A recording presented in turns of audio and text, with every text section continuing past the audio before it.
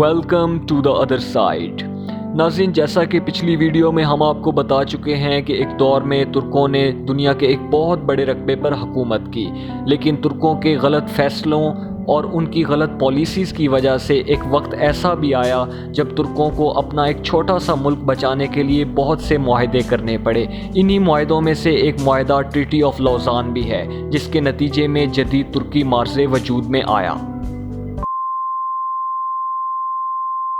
تو چلتے ہیں اپنی آج کی video new map of Turkey part 2 کی جانب۔ آج کی اس ویڈیو میں ہم بات کرنے والے ہیں معاہدہ لوزان کے بارے میں کہ کیا واقعی معاہدہ لوزان ترکی کے شہریوں کے لیے بینیفیشل ثابت ہوا یا نہیں۔ تو اس کا جواب ہے نہیں۔ اس کی ایک بڑی وجہ یہ بھی ہے کہ ترکوں نے جب معاہدہ لوزان کیا تو اس کی زیادہ تر شرائط ان کے خلاف ہی تھی، جیسا کہ اس کی ایک شرط یہ بھی تھی کہ ترکی اپنے وہ تمام علاقے چھوڑ دے گا جس پر آج سے پہلے اوٹومن ایمپائر حکومت کرتی تھی، اور اس کے علاوہ یہ ظلم تھا کہ جو علاقے باقی سینٹرل پاورز کے زیر اثر آئیں گے وہاں کے ترک باشندے یا تو اس ملک کی شہریت اختیار کریں گے یا پھر نیولی میڈ ترکی میں شفٹ ہو جائیں گے، جو کہ ایک بہت دکھ کی بات تھی، کیونکہ جب آپ چند ہی سالوں میں حاکم سے محکوم بن جائیں تو حقائق کا سامنا کرنا کافی کٹھن کام ہوتا ہے، اور ترکوں کے ساتھ بھی یہی ہوا کہ وہ اپنے ہی علاقوں میں غیر ملکی قرار دے دیے گئے۔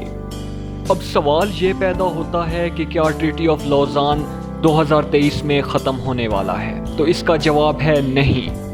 جی ہاں، یہ جواب سن کر ہم میں سے کافی لوگوں کو حیرانگی بھی ہوتی ہے، لیکن اس کا جواب واقعی یہی ہے۔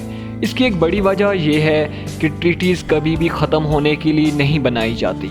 اس کی مثال ہم آپ کو ایسے دیں گے کہ ٹریٹی آف ورسائلز، جو کہ جرمنی اور الائیڈ پاورز کے درمیان ورلڈ وار 1 کے اختتام پر ہوئی تھی، اس کا مقصد یہ تھا کہ جرمنی اب دنیا میں کبھی بھی کسی ملک کے ساتھ جنگ نہیں کرے گا، اور اس کے علاوہ اس پر کافی ساری پابندیاں بھی عائد کر دی گئی تھی۔ مگر جب ایڈولف ہٹلر حکومت میں آیا تو اس نے جرمنی کی معیشت کا پہیہ ایک دفعہ پھر سے چالو کیا، اور چند ہی سالوں میں جرمنی اتنا پاورفل ہو گیا کہ اس نے پولینڈ پر دوبارہ چڑھائی کر دی۔ اس چڑھائی کے ساتھ ہی ورلڈ وار 2 کا آغاز بھی ہو گیا اور جرمنی نے وہ معاہدہ بھی توڑ دیا۔ یہاں پر یہ بات بتانے کا مقصد صرف یہ تھا کہ ٹریٹیز کبھی بھی خود بخود نہیں ٹوٹ جاتی، بلکہ ان کے لیے آپ کے پاس اتنی پاور ہونا ضروری ہے کہ آپ کسی دوسرے ملک پر چڑھائی کر سکیں۔ اب ترکی کا بھی یہی مسئلہ ہے، کیونکہ جب ترکی میں اوٹومن ایمپائر تھی تو حجاز مقدس، ایران، عراق اور بیت المقدس وغیرہ یہ تمام جگہیں ترکی کی اوٹومن ایمپائر کے کنٹرول میں تھیں۔ مگر ان ریاستوں کے اس دور کے معاشی حالات اور آج کے معاشی حالات میں زمین آسمان کا فرق آ چکا ہے۔ ہم صرف سعودی عرب کی ہی مثال لے لیں تو سعودی عرب اس وقت ایک کمزور معاشی ریاست تھی، مگر آج کا سعودی عرب دنیا کی بڑی طاقتوں میں شمار کیا جاتا ہے۔ تو اب رجب طیب اردگان کا ترکی اگر سعودی عرب کو اپنے زیر اثر لینا چاہتا ہے تو کیا وہ اتنی آسانی سے مان جائیں گے اور خوشی خوشی ترکی کی ریاست میں شامل ہو جائیں گے؟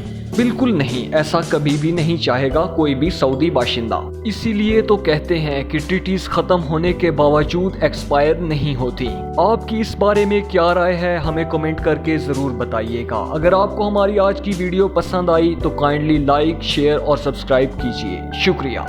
Stay in touch to watch the coming video on same topic, New Map of Turkey 2020.